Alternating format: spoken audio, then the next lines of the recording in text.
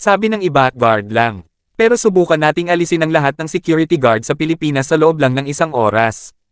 Magkakagulo sa mga bangko, mananakawan ng mga mall. Mawawala ng kontrol sa mga ospital. Babagsak ang sistema sa mga airport at terminal.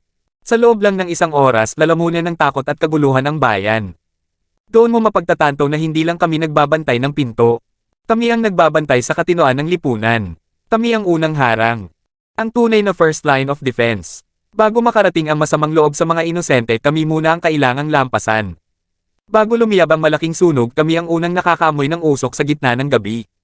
Ang dibdib namin ang nagsisilbing panangga ng mga taong hindi man namin kilala.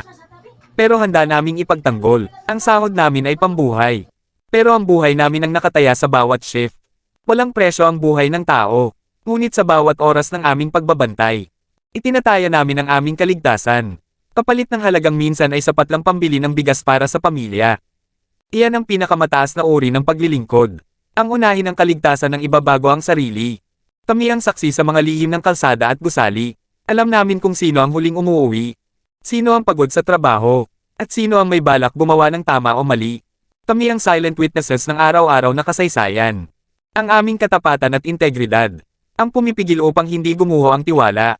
Sa loob ng bawat establishmento. Ang uniforme namin ay dugtong ng watawat. Hindi man kami sundalo sa digmaan o pulis sa operasyon. Ang lisensyang hawak namin ay mula sa Republika ng Pilipinas. Ang bawat pagsaludo ay hindi lang pagbati.